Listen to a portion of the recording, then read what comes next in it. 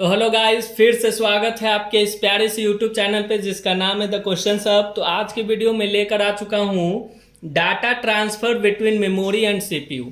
तो जैसा कि आप जान रहे हैं कि बीपीएससी एग्ज़ाम ले रहा है अगस्त में, और ये शायद डेट एक्सटेंड हो सकता है, और फॉर्म का भी डेट जो 12 जुलाई दिया हुआ है लास्ट डेट, वो भी एक्सटेंड हो सकता है। तो चैनल पे अगर नए हैं तो चैनल को सब्सक्राइब कर दे और ज़्यादा से ज़्यादा इस वीडियो को शेयर कर दे अपने प्यारे मित्रों को। ठीक है, तो आज की वीडियो में आप जान रहे हैं कि हम लोग चैप्टर 1 पढ़ रहे हैं। चैप्टर 1 में बहुत सारा टॉपिक पढ़ चुके हैं। तो प्रीवियस टॉपिक को अगर जानना है, समझना है, तो आप पिछले वीडियो को देख सकते हैं। और अभी जो हम लोग देखने जा रहे हैं वो है डाटा ट्रांसफ़र, है ना। डाटा का मतलब हो गया जो इंस्ट्रक्शन हम लोग पास करते हैं उसको हम लोग ट्रांसफ़र करते हैं मेमोरी से सीपीयू में। मतलब मेमोरी से डाटा जाएगा सीपीयू में, वो कैसे जाता है वो बात को हम लोग सीखेंगे इस वीडियो में। ठीक है, यहाँ पे देखो लिखा गया है कि data need to be transferred between the CPU and primary memory. Data को जरूरी है सीपीयू से सीपीयू एंड प्राइमरी मेमोरी में जाने के लिए, as well as between the primary and secondary memory. मतलब कि डाटा जो है ट्रांसफ़र होगा सीपीयू और प्राइमरी मेमोरी में, और प्राइमरी मेमोरी और सेकेंडरी मेमोरी में भी ट्रांसफ़र होगा।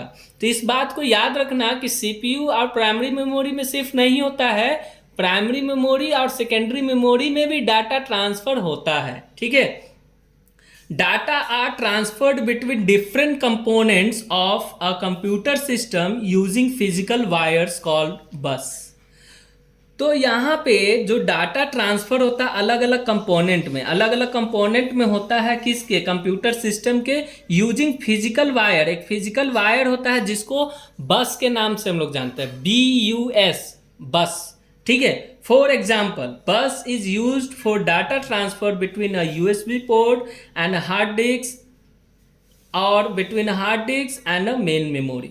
तो आप देख सकते हैं कि बस का यूज हम लोग डाटा ट्रांसफ़र के लिए करते हैं। USB से USB पोर्ट होता है और हार्ड डिस्क और USB पोर्ट में डाटा का ट्रांसफ़र होता है। और बोल सकते हैं आप कि hard disk and main memory में भी ट्रांसफ़र होता है। तो बस जो है डाटा का ट्रांसफ़र करता है USB पोर्ट से हार्ड डिस्क में और हार्ड डिस्क से मेन मेमोरी में।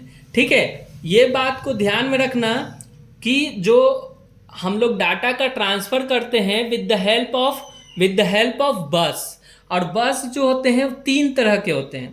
बस जो होते हैं वो 3 तरह के होते हैं। सबसे पहला होता है डाटा बस। सबसे पहला क्या होता है, data bus. It is use to transfer data between different component. तो डाटा को अलग अलग कंपोनेंट में ट्रांसफ़र करने के लिए जो बस का प्रयोग किया जाता है वो डाटा बस का प्रयोग किया जाता है। दूसरा होता है एड्रेस बस। दूसरा क्या होता है, एड्रेस बस। ये सिंपली एड्रेसेस को ट्रांसफ़र करता है सीपीयू से मेन मेमोरी को, है ना। एड्रेस बस का क्या काम है, एड्रेस बस का यही काम है कि एड्रेसेस को, एड्रेस माने अलग अलग लोकेशन को वो ट्रांसफ़र करता है सीपीयू से मेन मेमोरी में।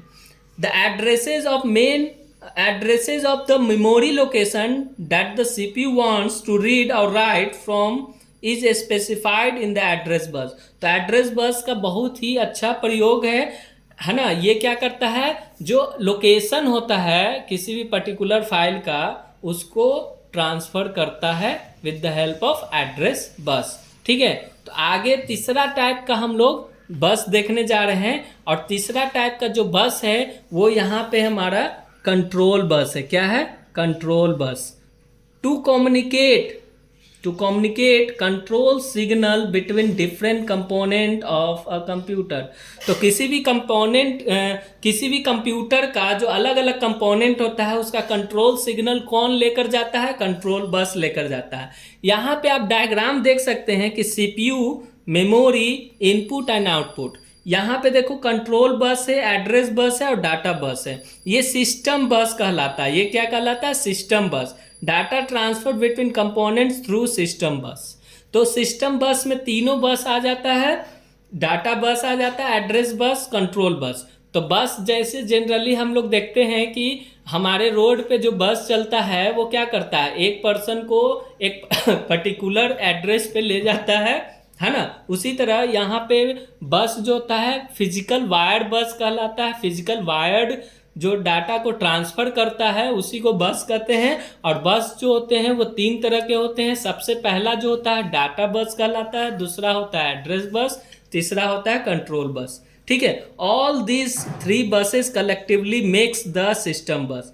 तो ये तीनों बसेस मिलकर क्या बनाता है, सिस्टम बस बनाता है। आप ये देख सकते हैं डायग्राम में, है ना। तो सिस्टम बस से कौन कौन इंटरेक्ट होता है बाबू, तो सीपीयू होता है, मेमोरी होता है, इनपुट एंड आउटपुट डिवाइसेस, इस जितने भी कंपोनेंट होते हैं कंप्यूटर सिस्टम में वो सभी का सभी इंटरेक्ट होते हैं, है ना।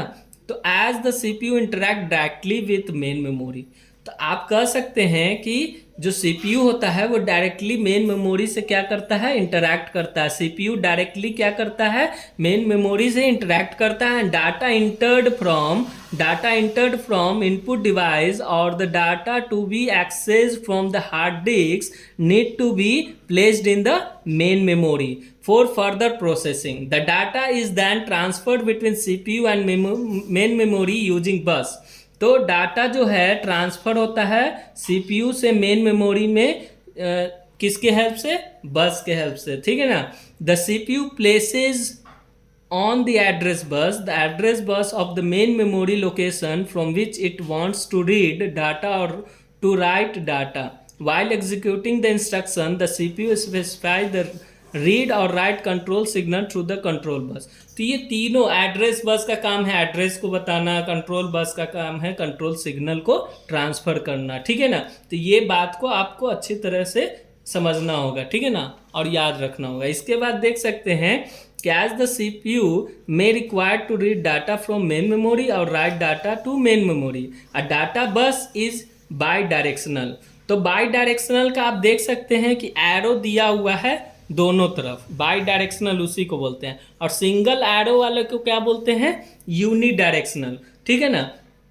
तो आप यहाँ पे देख सकते हो कि सीपीयू जो है वो डाटा को रीड करता है और राइट करता है, ठीक है ना, मेन मेमोरी में। इसलिए हम लोग डाटा बस का यूज करते हैं और डाटा बस हमारा क्या होता है, बाई डायरेक्शनल होता है। But the control bus and address bus are unidirectional. ये पॉइंट आपको याद रखना होगा कि हमारा डाटा बस जो होता है वो बाई डायरेक्शनल होता है, कंट्रोल बस और एड्रेस बस हमारा यूनि डायरेक्शनल होता है। कैसा होता है, यूनि डायरेक्शनल, ठीक है ना। To write data into memory the CPU places the data on the data bus which is then written to the specific address provided through the address bus. In case of read operation, the CPU specifies the address and data is placed on the data bus by dedicated hardware called memory controller. तो एक hardware का use होता है ना, जिसको कहा जाता है memory controller. The memory controller manage the flow of data into and out of the computers main memory. तो मेन मेमोरी से जो डाटा निकलता है इनटू और आउट होता है वो किसके द्वारा कंट्रोल किया जाता है या किसके द्वारा मैनेज किया जाता है, तो मेमोरी कंट्रोलर के द्वारा। तो मेमोरी कंट्रोलर क्या हुआ, हार्डवेयर हुआ जो मैनेज करता है फ्लो ऑफ डाटा को, जो क्या करता है, मैनेज करता है फ्लो ऑफ डाटा को into and out of the computers main memory. तो मेन मेमोरी से जो डाटा बाहर आता है या उसके अंदर जाता है मेन मेमोरी में, वो कंट्रोलर जो होता है वो मेमोरी कंट्रोलर एक हार्डवेयर है जिसके द्वारा मैनेज किया जाता है। तो नेक्स्ट वीडियो में हम लोग माइक्रो प्रोसेसर के बारे में समझेंगे कि क्या होता है माइक्रो प्रोसेसर।